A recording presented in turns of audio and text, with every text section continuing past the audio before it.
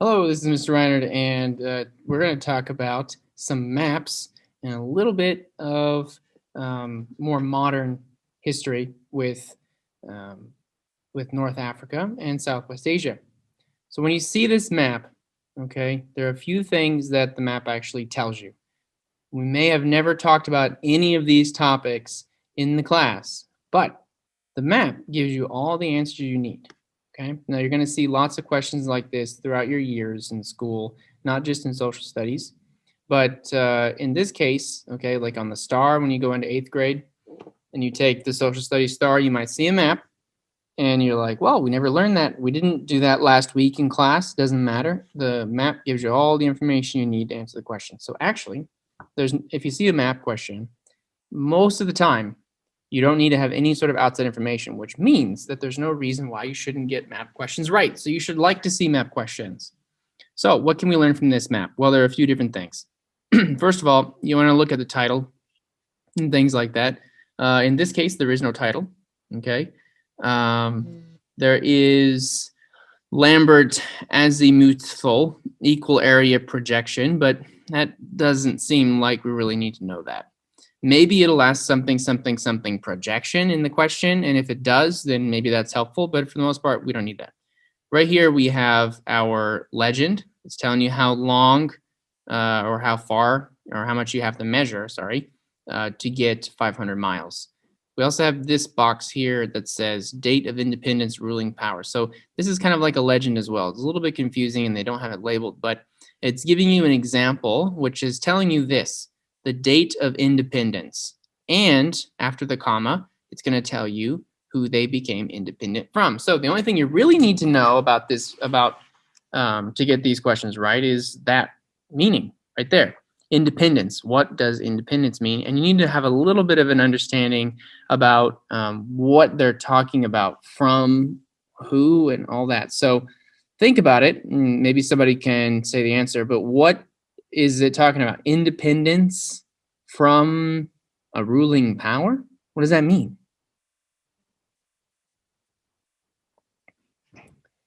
So it's talking about colonialism. And in colonialism, basically, the idea is that, in this case anyway, we have European countries that came into Africa and they took over the countries and they did whatever they wanted there and they ruled the country. And then eventually the people in the country decided that they didn't want to be ruled by a European government anymore. They wanted to make their own government. So depending on the country, there are lots of different ways. But in our case, in the United States, we decided to fight.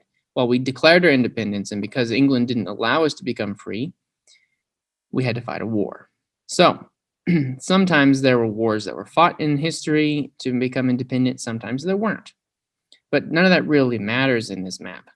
What does matter is the fact that there's a year, okay, which every country here you can see has a year, and there's a country that they came from, all right? So let's look at let's look at the points and then we'll look at the questions. So first of all, we have Europe up here, which you should already know that. It's Africa down there. We have the names of the countries. We got Morocco, Algeria, Libya, Egypt. We have 1956, 1962, 1951, 1922. So which country became independent first? Okay.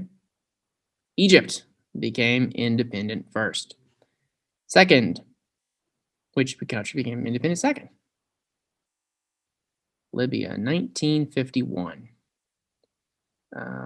Next, Morocco became independent in 1956. And then of these here, the last one would have been Algeria. Oh, but we forgot Tunisia. Sorry, Tunisia is the small country here, which we talked about yesterday with Carthage. It was kind of the old where Carthage used to be. But sorry, so let's say that again. So the first one was Egypt, 1922. Second one was Libya, 1951. And then Tunisia and Morocco, same year, 1956, and then 1962 from France. So a couple different things then. Which one was the last one to become independent? Algeria. And how did you know that? It says it right here, 1962. Compare the other numbers, and it's the last one. Next, how many countries from these right here, 1, 2, 3, 4, 5 countries, how many of them were ruled by France? 1, 2, 3.5. Okay, so this one, half French, apparently. Okay, Libya. So 3.5. But the question is, how many were ruled by England or the UK or Britain, however you want to look at it? Well, in this map, there's 1.5. So why did France have a lot more countries in North Africa than England did? You think of why?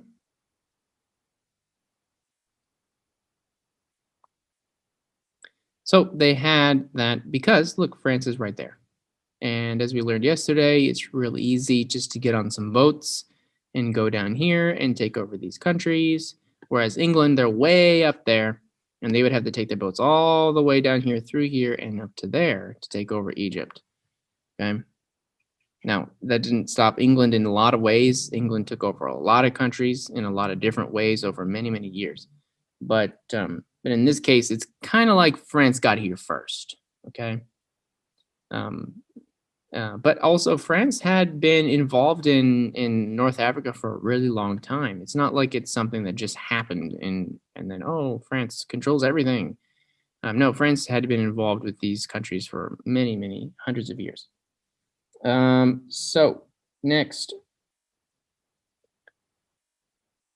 Oh, yeah. We didn't really talk about this a whole lot, this chapter, but we have talked about it before, and it's right here, this section here on the right.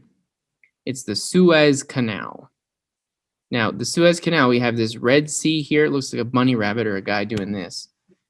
Well, in the part where he's doing this, it connects to a man-made river, basically, that allows boats to go from here to here. All right, and let's take a look at the world map. So basically, if we zoom out, okay, we can see there's the United Kingdom, and like I was saying earlier, they'd have to go around here. But if you want, with a boat, you can go through here, and there's the Suez Canal. It's been cut through. People, dug trenches and planned it out and everything. Like we talked about there was another big canal we talked about. Do you guys remember what it was called? It was over here, and it was called the Panama Canal. It goes like through here, Panama Canal. So that one, when you have the Panama Canal, it means that you can go just straight through here, okay? Whereas if you didn't have the Panama Canal, you'd have to go all the way around. Same thing with the Suez Canal, except more for Europe, okay, and Africa. Then you can go from United Kingdom through here and out to maybe you want to go to India, maybe you want to go to Indonesia or Australia. Instead of having to go all the way around Africa and then back up to India or back up to Iran or Yemen or something, now it's much, much easier. You can just cross right through there and there you are. So that's the Suez Canal. And because Egypt was a British colony, guess what? They helped build the Suez Canal. Pretty much, I think they paid for it. And then I think Egypt had to buy the Suez Canal back from England whenever they gave Egypt their country back. So if we take a look here, a lot of you guys remembered Kuwait, which is fantastic. So what started the war between the United States and Kuwait against Iraq? This was back in 1990, 1991-ish. So why did it turn into a war? And if you said it turned into a war because Iraq invaded Kuwait and started attacking their oil fields, you'd be correct. Because if you take a look here, Kuwait is this tiny country. It's pretty much just one little city. And they're really good friends with the United States. But look how much of the area, that's only this little bit of area that's left for Iraq. And so that means that Iraq doesn't have enough, really a lot of space to have a nice port. That what they want to do is they want to have all their boats come in and out of right here for their navy or for anything that they want to buy or sell. But actually, they can't really do that because kind of sort of Kuwait's in the way. So that's what they thought, and they're like, we're just going to go take it.